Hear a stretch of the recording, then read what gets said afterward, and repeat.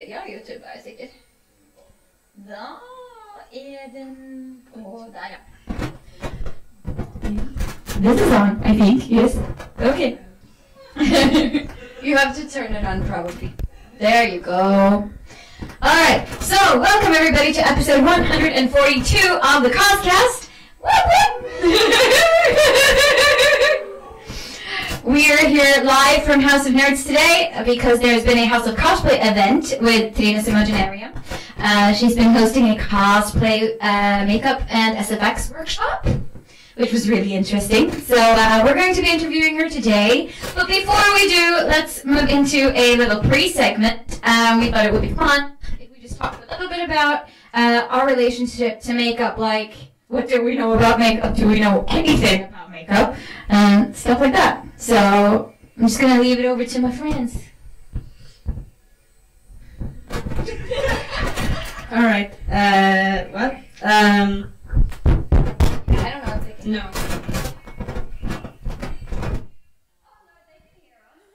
Hello? Can you hear us? I'm so sorry. Stream. I'm so sorry. Yeah. Well, my relationship to makeup is like what I had when I was 14. Like really, really black eyes, and that's about it. Until I started cosplaying, then I started to do like contouring and priming and everything in between. So yeah, that's my relationship with makeup. Yeah, my relationship with makeup is similar to Tonya at the beginning, but then I went to hairdressing school, and to become a hairdresser you have to have a basic knowledge about makeup, especially like basically just normal beauty makeup for brides and a little bit of party makeup, but nothing very special. Yeah, so I have also learned a lot from cosplaying, especially when it comes to how to cheat your face into becoming something else and how to make different shapes. Yeah, be more creative. And I've learned more today, and we're going to talk about that later. Okay, so my relationship to makeup is one of the first things I ever did was when I was like 10, and I decided to do like blue garage doors all across both my eyes for my birthday. So the guy at the pizza place was staring a lot when I ordered pizza. So let's just say that I have been horrible at makeup for many years, and I didn't realize that you could actually color in your eyebrows until like 2 years ago. I am now 30. So that kind of... it took a while. But to be fair, you couldn't... It wasn't popular to color in your eyebrows 2 years ago, so that was approximately when that trend started, I guess. I've gone through life with horrible eyebrows. I have. And I have gone through life with no eyebrows. Because you're blonde. Alright, so that's kind of our relationship to makeup. Tina, what was your relationship to makeup before you started studying? It was actually cosplay that brought me into makeup. I attended some of Sylvia Donaldson's panels about makeup, and I just noticed that I wanted to learn more about this stuff, and she corrected me into a school where I applied, and luckily I got into, where I had a 1 year course in makeup, and I decided to continue it with the new study that started like 3 years ago in mask og hårdesign, which is a bachelor degree that includes makeup, special effects and hair effects. And it's just continue from there, and I hope to maybe build something out of it when I am done with my bachelor next year. Wow, that's really cool. And you today have been holding a workshop with or panel regarding cosplay makeup. But why did you choose to do this workshop about cosplay and makeup? Good question. No, I thought that The things I've brought into my panel, I thought I needed something that is very basic because I didn't know what people would come.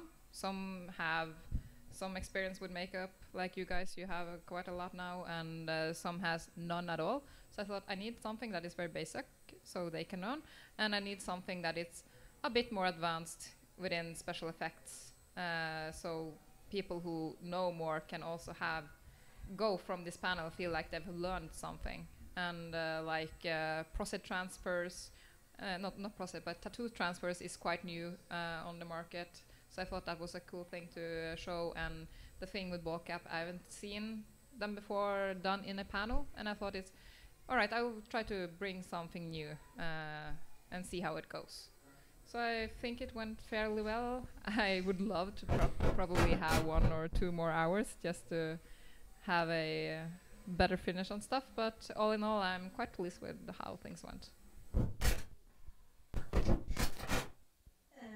How did you get into makeup and SFX? Yeah, you kind of sort of Yeah. answered it already, but Yeah, it's basically through cosplay, and I remember it was actually I had just seen the anime Death Note, and I was so in love with Ryuk. I wanted to make Ryuk, and I was like, I don't want to do this in face paint. I want to make 3D effects, like stuff like that. So I contacted Silja and was like, how can I do this? And she was like, well, you can apply to this school and maybe you can learn something there. So I went to visit the school. They had open day. And I talked to the teachers, and I knew a guy who went there as well. So he gave me a tour and gave me this is the inside and stuff. And I applied for the school, and they recommend me to take makeup before I eventually would take a special effects course. But I didn't know that this was their last year as a school. And then they turned the whole thing into a bachelor study. So I was like, okay, bachelor, I take it. Why not? Could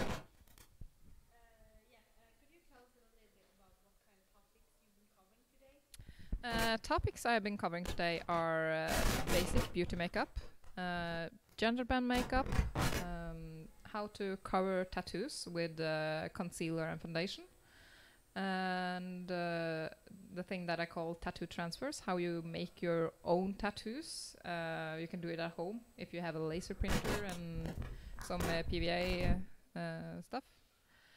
And I focused on how to apply a ball cap and character makeup, how to make your skin become more alive.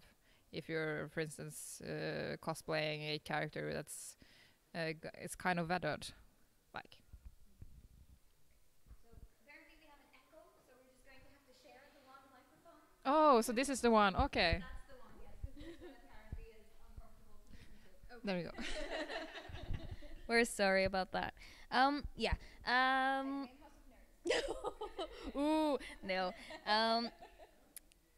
Yeah. I thought that your panel was really, really great, and I learned a lot, especially when it comes to prostate and stuff like that. So thank you for that. Even though you feel like you should have had 2 more hours, I think you covered everything very, very thoroughly and good. So good job. But what is your favorite kind of cosplay makeup to do, and what is your least favorite? My favorite cosplay makeup to do is actually the dirty hobo that I did on my fiance, and that actually came from because I modeled for Ravaniel Cosplays Bachelor, and I learned so much from her when she applied dirt makeup, and I could see how much more alive a character could become, because I mainly focused on beauty makeup up until then, and I was like, I'm going to play around with this, and I've been practicing a lot of it, and so that must probably be my favorite kind of makeup. My least favorite, oh god, I think it's more advanced SFX, because there's so many equations you have to make when you make prosthetics and such thing, and there's a reason, and there's a certain line you have to apply applications if you have like several lying on top of each other and such things. So that is quite challenging, and it's that kind of makeup I will be doing now, the first semester of my bachelor. So SFX is going to be my main subject. So then maybe after your bachelor's is over, the answer will change, and maybe you'll love doing that kind of SFX makeup, hopefully. I know that's at least how it is for me in my hairdressing. When I started hairdressing school, I was like, yeah, I want to do colors, I want to do styling, I want to be on Oslo runway and do all these things. I'm like, nope, I just want to cut hair and be in the salon all the time. I don't want to be outside of, you know. Yeah. So probably it will change. Yeah. And you're allowed to. It's fine.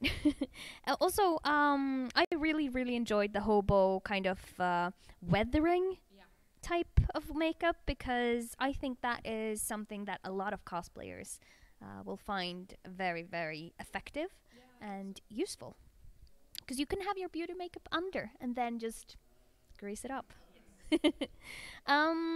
But what do you think are common mistakes that people make when applying makeup, both, you know, normal and for cosplay? Definitely priming and sealing. At Torcon, I was suddenly asked to be a cosplay judge because flights was cancelled and such, and that gave me like a opportunity to watch other cosplayers and how they did their makeup, and I got to ask them, how have you sealed it, have you primed it, what products have you used, and I saw that priming and sealing is something cosplayers, at least new ones, doesn't focus too much about or don't know about at all. And contouring, there's almost no contouring. So yeah, so it's probably contouring, priming, and sealing. Yeah, at least. Sorry, it's okay. At least when you do kind of anime characters, usually they don't really look like they have any makeup on. So I guess those tips would be great for that, because your face won't fall flat when you photograph. It's you're being photographed. Yeah, on that note, I have been very good with priming and sealing and stuff after my birthday, because you bought me like a starter set of NYX makeup. So like every time I'm in the bathroom, okay, remember to spritz on the primer thingy and do the pore filler and then seal it up afterwards. So that's because of you. Good job. But do you have any good tips for cosplayers out there when it comes to makeup? Like any products they should have, or you don't have to advertise a specific brand, but are there some tips that you have for cosplayers specifically? When it comes to advertising products, that can be quite hard, because everyone has different skin. Some has dry skin, someone has very oily skin, so that depends on the product. What I can recommend is, like, when you go to a beauty shop, tell them what skin you have and have them help you find out what you need. And don't be afraid to play around with makeup or try things. The worst thing that can happen is like, all right, it's not the right product for you, so give it on to someone else or something. And use YouTube. YouTube has so many tutorials on how to contour. Especially there are a couple of very good cosplayers like Tabitha Allison. She has great contouring tutorials, both female and male. And I watched a lot of her tutorials to help me. And use YouTube. And use people in the community that you know has experience. Don't be afraid to ask questions, because I find that the Norwegian community is willing to share, willing to lead towards anyone. I agree. Yes. I agree. I was gonna say something, but I forgot it. If it's important, you'll remember it. Yeah. But I think cosplay makeup is just as important as making a mock-up of your costume. Don't wait until like the last or the day of the event to do your makeup, because suddenly you do something wrong and you have to, do it all over again and spend time you don't have. So it's very smart to practice, as you said. So that's a very good tip. That's the tip I had, at least. Yes, a lot. I don't have any comments right now. No, but if the chat exactly. But if the chat has anything they want to ask Trine or us today about makeup, then please leave a comment. I have the chat up, so we'll see if you guys ask us questions. Also, if any of you guys who's here now wants to ask Trine questions, now is your time to shine. And maybe if Avin wants to, show off his bald-capped head of what we've done today, he can do that. Only if he wants to. There's no pressure. No balls. And just so the people at home can see what we've been doing, do you want to, show and tell?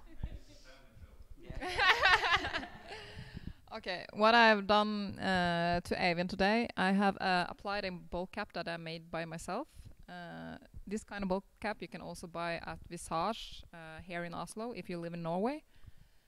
So I applied this, and I've covered it in something called Pax, which is basically acrylic paint mixed with prostate.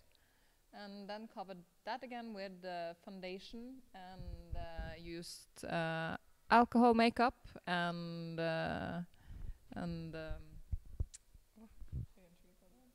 eyeshadow makeup. Oh my god, words.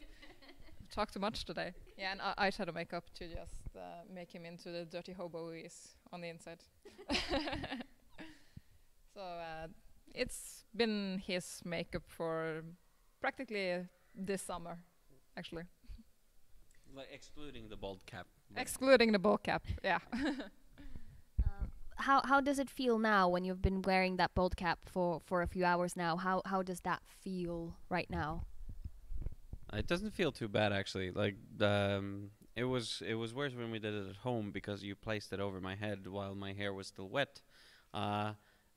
Because we had to prepare for the panel and stuff, we had to do this morning, and by the time we got here everything was dry, and so on the inside here, since the temperature in here is not too bad, it's actually quite okay. So the only thing I feel is like this line going all the way around my hair, and it feels weird not to have anything in the neck, but that's basically it. It looks great though. It's very cool that it's not real dirt in your face. It's actually just makeup, but it looks dirty and yucky. Like your face has hit the pavement. No, but people have also been joking around with the fact that you're doing an Aslak cosplay today, and anyone who's been at Toricon knows who Aslak is. Yes, we need one. We need photos. Yeah. No. So I assume that everyone who's here today has probably learned a lot. Oh.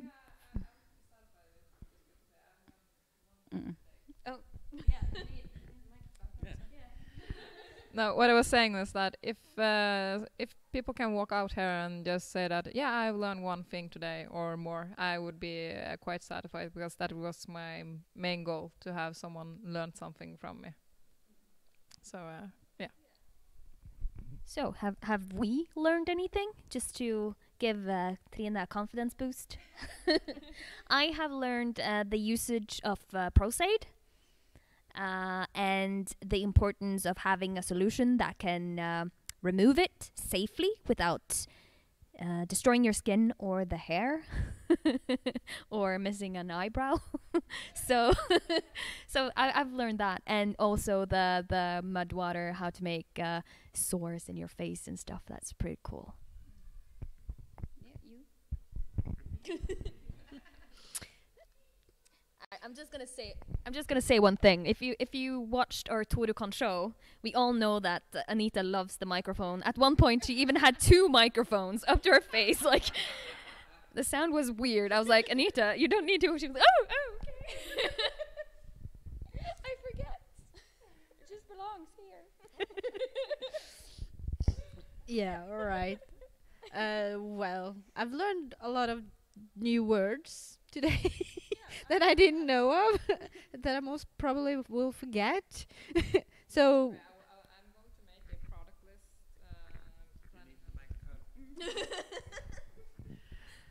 I forget this. No, but I will eventually put out a list of products that I use and make more tutorials, hopefully. Maybe short videos or pictures and such things where I will tell what stuff I use. There are some pictures and descriptions out on Facebook from earlier projects that I've had, so people can have a look. And if people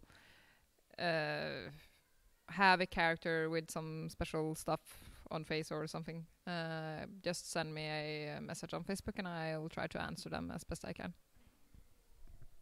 So I've learned a lot of things today too. I think one of the more fun things I've learned is that men keep asking you for bald caps for their beards. That's pretty funny. I thought that was kind of hilarious. No, but I've learned the names of a lot of things, like the makeup blend thing for like when you do face paint. That was a very good tip for me because I really hope to be able to make Jester at some point. And she's blue in the face, so I need to be blue. So, yeah, I have horns at this point. That's all I have. I have horns and an accent. That's all I have for that cosplay. But yeah, so lots of good tips. But we have questions from the chat. So someone wants to know, where do you recommend using and not using PAX makeup? If you have a full body tattoo, don't PAX everything. Have it photoshopped. Or if you're a part of a competition, then you should probably use some form of what's it called? Airbrush body paint.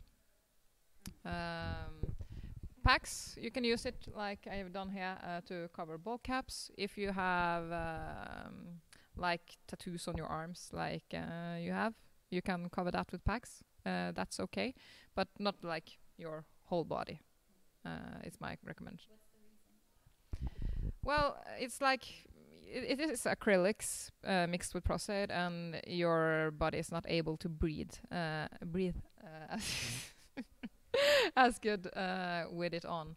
So you shouldn't have too much on it. Yeah, we shouldn't recreate the happenings of when they filmed Goldfinger, the James Bond movie, where one of the actresses died. She didn't really die, but there were severe complications that her skin didn't breathe, and she, like, her body was trying to sweat and it didn't work, which backed up, and yeah, a lot of hospital stuff. But yeah, it's a misconception that she actually died, but she could have very easily. Look at Mythbusters if you want to know more of that. And I'm just gonna sit back down over there, but good luck. Thank you for having me. yeah, and it's also that the thing that when you use a lot of product on your skin, that's also how you get these skin conditions with blisters and inflammations. My first year of makeup, I had never used as much makeup when I started to go there, and half year through the study, my skin got inflamed here, so I couldn't use makeup for a half a year. So take care of your skin and don't pack all of it. Yeah, it's very easy to get to become allergic as well if you overdo something too much. So it's worse when you actually get an allergy, and yeah, you shouldn't test it. Also, to remove packs, you need to use ProClean, and ProClean is very expensive. So, go figure. I have a question that just came to mind now that you were talking about inflammation and things like that. Like, what are good skincare routines if you as a cosplayer you use a lot of makeup, and as a result you can get inflammations or acne or all of these kinds of things. So what would you recommend skincare wise? Yeah. skincare wise, like have a routine and wash your face morning and night. Use face cream. I have a day and night cream, two different. And I'm a big fan of Korean skincare products. So just have a regular good skincare routine. Remember to drink a lot of water. Use some protection, like everything kind of that. How about removing makeup? Like after a convention, what is a good way of getting your skin back into shape? Well, I like to use an oil-based makeup remover because it dissolves all the grease makeup you've used and also waterproof makeup. And then use a foam cleanser just to get rid of all the oils. And maybe just use a sheet mask you can have on your face and such thing just to give it back all the moisture, because it's a lot for the skin to go with primer, concealer, foundation, rouge, contouring, then a sealer on top of that. And especially if you use like the green marble I showed you earlier, which is a alcohol-based sealer, it can be a lot for the skin to like wear for so many hours as a convention is. We usually start very early in the morning to put on our makeup, and then we go out for dinner later on the night, and it's like 12 before you have to get off your makeup. And yeah, so no, just take care of your skin. It's important. Yeah, I have my beautiful 3 red dots on my cheek. It's my Turcon curse. I don't know. Nah. It's worth it. Still worth it. Yeah. We don't. Let's see. Oh yeah, we have another question. Sample wants to know tips for removing a full face of grease makeup, because I guess grease makeup is it has a lot of fat, so hard to get off. For grease makeup, if you have Proclean, go for Proclean. It takes it all. Or use an oil-based makeup remover. Or you can use like Salo. Dish soap, yeah, because that dissolves all the grease makeup. So that is what I usually do. But if you use dishwasher soap, remember to moisturize your skin like really afterwards, because that's no. Yeah, I get that. No, I know why Sample asked that question, because she was not the brave at Torukan, and her face was green, her hands were green, her feet were green, and after a full round in the shower and makeup remover and stuff, her feet were still green. So, and Avon was green as well. Yes. So yeah. I learned one other thing. It's a tip. Instead of painting the whole body in a different color, use body stockings. Yes. Also, I learned how to cover up tattoos. So yeah. It's very nifty. So maybe we could ask some of the people who are still left in the audience. Hello, all the people. What did you learn today? Anyone care? Yeah. Care to share? Come on. Yes. I guess someone learned something about applying hair to the face. We've had a lot of fun today, just saying. We've learned a lot and had a lot of fun. Yay! All right, you need to introduce yourself. What's your name? Cosplay tag. Just a small. Yeah, that too is very important. Hello, my name is Marta, and I don't really have much of cosplay name beside Oni Cosplay on Instagram. And Facebook, well, something fishy cosplay, but I've not been that I'm a professional fish, so I gotta keep it fishy. Tell us what you learned today. Well, I was like a model at the panel, so I have like half my face is glam makeup and half the other face is gender bend. So I learned some better ways of contour and how to make my face more male and some other like tips on actually how to do a female face instead of actually only doing male makeup for 6 years. And I learned to not use Pax paint as body paint anymore. Whoops! Should have told me that earlier. I used body paint for lapis lazuli from Steven Universe. So instead of doing stockings, because I didn't have time to prepare. I find that for photo shoots, body paint is A+, A game. You can use it there.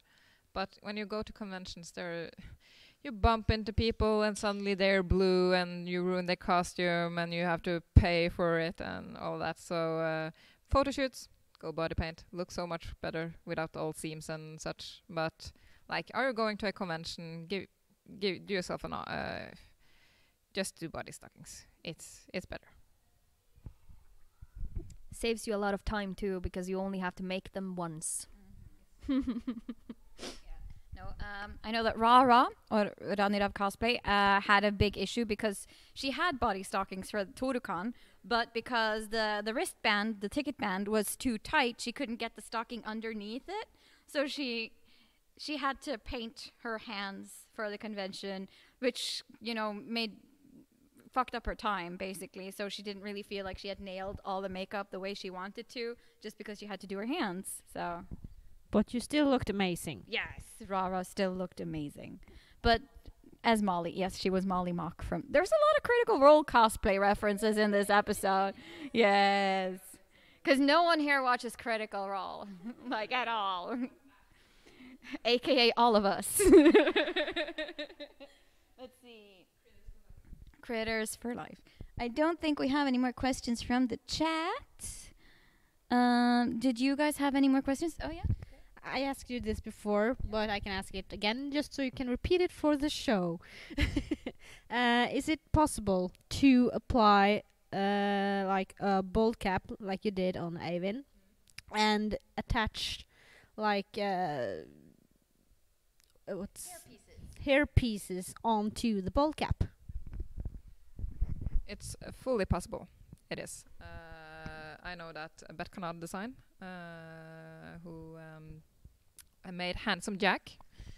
She's glued hair to a ball cap. I have myself tried to glue hair prosthetics onto a ball cap for a exam, and it's fully possible. Just remember that you need to don't have any grease makeup underneath the area where the hair application is going to be, because that will make the glue less powerful. So it's fully possible. You have to obviously be very careful not to break the bolt cap.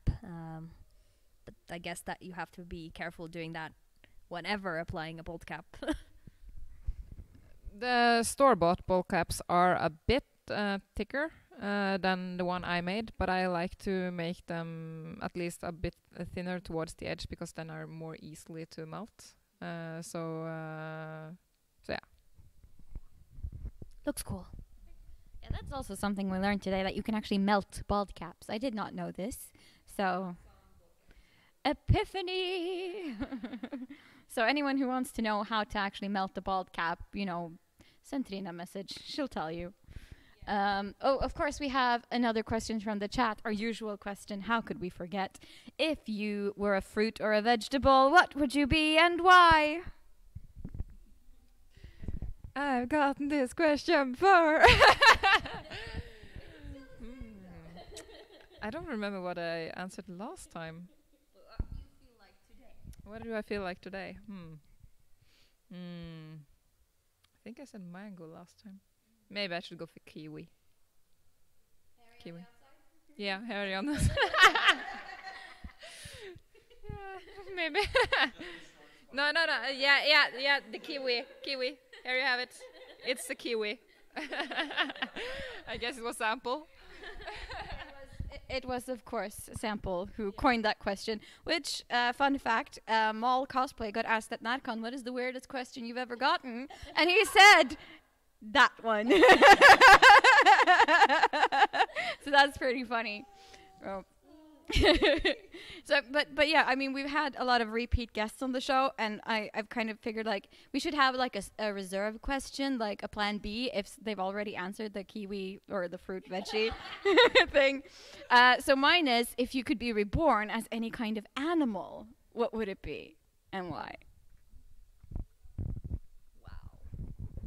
Nah, that's quite easy. It's a cat, of course. Cat. Oh yes. Yes, cat. We get a lot of visits from our landlord's cat, and he just comes down to sleep, and he looks so comfortable on the couch. I'm like, next life, I'm gonna be a cat. Yeah. I'm gonna be doing a statistic just to see how many people answer cat. I want to be a giraffe. Why? Because that was the first thing I could think of. All right. Well, I wish I could be reborn as a dinosaur. Just because I really love dinosaurs. I love cats, of course, too. But yeah, a dinosaur, a velociraptor. No, Utahraptor. Because velociraptor is not the... Yeah, whatever. All you have to say is dinosaur. Yeah, dinosaur is enough. I don't know what those dinosaurs are at all. Well, to all of you dinosaur nerds, not velociraptor, because that's a small raptor. I want to be a Utahraptor, like the actual ones in the movie. Right. Also, Sample says in the chat, truly my proudest moment about the mall cosplay thing. No, but yeah, cat for sure. And if not cat, then dragon, since we're going extinct or mythical anyway.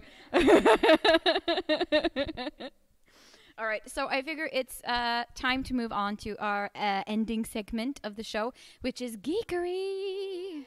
But that's kind of weird because we already covered that on Friday, so maybe Trine should take it. Oh yeah, we can all, Like in 2 days. Yeah. yeah, Of course. Yeah, I saw something today actually on YouTube. It's the March of the Dinosaurs.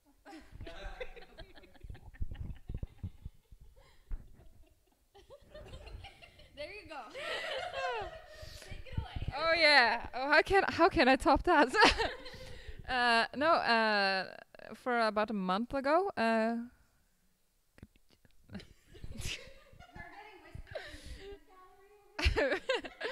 No, about a month ago, my fiance started this campaign for the very first time. So he's a DM, and this weekend we have had like single sessions with my character. So that's the most geeky stuff I've been doing, and of course watching the latest episode of Critical Role, and waiting for Talks Machina next week. No spoilers. No spoilers. I'm so behind on this season of Critical Role because I only listen to the podcast. So I'm like halfway through, I think. But I'm getting there. Geekery-wise, I've just played some Heroes of the Storm, which reminds you a bit of League of Legends, but it's not the same thing, but reminds same kind of game. And it's a free game, so if you have a Blizzard account, it's free to download, and it's a lot of fun. You can play it with your friends, and sometimes it's fun to just play characters you know nothing about. That's usually what I do. And if you play with people you don't know, they will probably be like, "Hey, Brightwing, what the are you doing?" I'm like, "I don't know." So, but it's a fun game. Oh, me. Okay. I don't know. I've been kind of stuck in like photo and podcast editing mode all week whenever I had the time, so I haven't like really had the opportunity to watch a lot of stuff. But I did start seeing Explained, which is a sort of documentary-ish series on Netflix where they explain different phenomenons or things in the world, like aging or K-pop or astrology or all kinds of things that are interesting and that are phenomenons that we maybe not understand or know a whole lot about in Western society or in general. So I thought that was pretty cool. We also have some answers to the animal question in the chat, because people like that apparently. So Lucia Ferrer said that she wanted to come back as a T-Rex but with evolved arms. so that she's not stunted. And Sample says, sloth or cat? I haven't quite decided. Cece suggests, how about a hybrid? A sloth cat. Cat sloth. And Sample says, oh my god, yes! Henrik is the pet Labrador of a rich suburban family. That's very specific. Yes, that's a good one. And Sample says, so I'd be a calf, a slat, a cough? We're just inventing all kinds of things today. I just want to say one more thing for geekery. I just finished the vlog from Touricom, and we're gonna release it tomorrow afternoon sometime. I guess like maybe around 5 or 6 in the evening. So be ready for it. Yeah, and another thing that's going to happen tomorrow is that I'm going to have my game stream where I game Battle for Azeroth. Yes. So all the things. Okay, since we're on a self-promotion, right, anyway, we just released new episodes of our Dragon Age role-playing game podcast. You can find it on iTunes and Google Podcasts and Podcast Addict and Stitcher and pretty much wherever you find podcasts. So if you like actual play RPG podcasts and you like Dragon Age, then go give it a listen. Tina, do you have anything you want to like shamelessly promote before we end the show for today? No shame.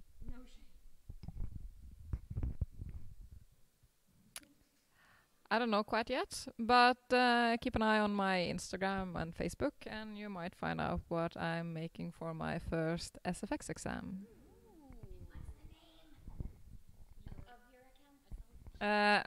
Sorry. It's Trine's Imaginarium, both on Facebook, Instagram, and Twitter.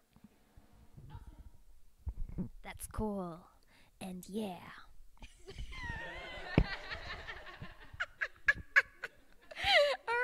Great, thank you for that.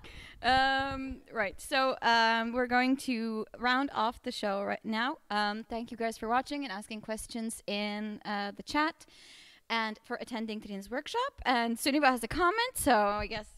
I recommend everyone coming to the House of Nerds event if you have the opportunity to do so, because we have learned so much today. It's been so much fun, and I can highly recommend it. And you get to meet fellow cosplayers and hang out with them and talk, and, you know, it's cool. We can recommend it. 10 out of 10. Yeah. Yes, come.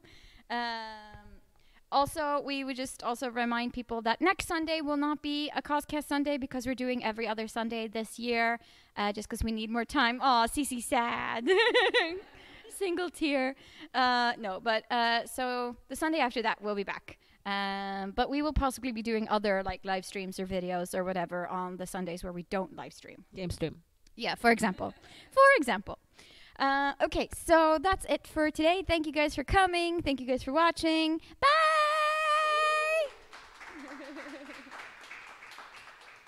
I just have to turn this off. Yes.